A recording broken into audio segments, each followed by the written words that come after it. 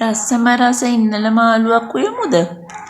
ඉස්සර ක්‍රමයට ඕගොල්ලොත් අර මේ බෑග් එකකට දාලා පොළවේ ගහලාද සුද්ධ කරන්නේ? එහෙම ඕනේ දැන් හරි ලේසි ප්‍රෙෂර් කුකර් එකේ තම්බ ගන්න. තුන් සැරයක් විතර අර සද්දෙට ගියාට පස්සේ ඇරලා බලන්න හොඳට තැම්බිලා තියෙනවා. ඉන්නල ටික හොඳට හොදලා ගන්න.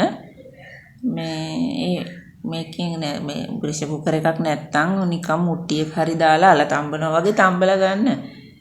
ඊට පස්සේ පොඩ්ඩක් නිවෙන්න ඇරලා අල ටික සුද්ධ කරන්න හරීම ලේසි සුද්ධ කරන්න මං අල 250ක් තමයි ගෙනාවේ. අල 250 මේ සුද්ධ කරන්න මට විනාඩි 5ක් විතර ගියේ මේ තම්බල අරගෙන දැන් අනිත් වෙලාවට නම් පැය භාගයකටත් වඩා යනවා අල 250 සුද්ධ කරන්න අර වගේ. මේකට මං දැම්මේ මේ ලුණු ගම්මිරිස් කහ උළුහාල් උඹලකට ටිකකුත් දැම්ම රස වෙන්න. තුන පහ ටිකකුත් දැම්මා මිරිස් කුඩු දැම්මේ නෑ. ඔයගොල්ලෝ මිරිස් කුඩු කන්න කැමති නම් මිරිස් කුඩු චුට්ටක් දාගන්න. මම ඉතින් මිරිස් කන්නේම නැති හින්දා මිරිස් දැම්මේ නෑ. හැබැයි මම සුදු කොච්චි කරල් ටිකක් දැම්මා. මොකද මම සුදු කොච්චි කන්න ආසයි. ඒක දැම්මම අමුතු රහක් එනවා සුදු කොච්චි වල.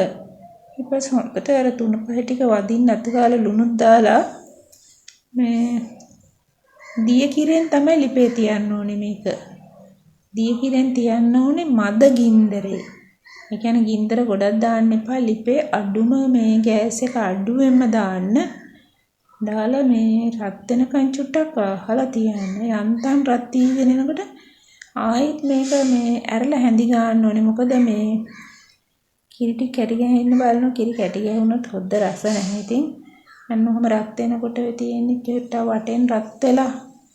එතකොට පොඩ්ඩක් හැඳි ගන්න ඕනේ. ඊට පස්සේ වහලා ආයෙ විනාඩියකින් විතර වගේ ආයෙත් ඔය වගේම හැඳි ගන්න ඕනේ. තුන් සැරයක් විතර ඇරලා හැඳි ගාලා ඊට පස්සේ මේ දාන්න මිටි කිරි. ඔක දැන් හොඳට තැම්බිලා උකු වෙලානේ තියෙන්නේ හොද්ද.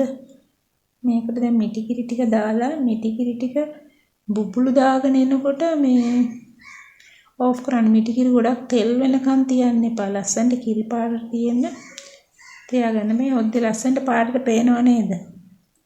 බලන්නකෝ දැන් මේක බෙදුවම 30ට කොහොමද ලස්සන පාට කියලා කන්න ආස හිතෙනවා. හදලා කාලා බලන්නකෝ ඔයාලත්.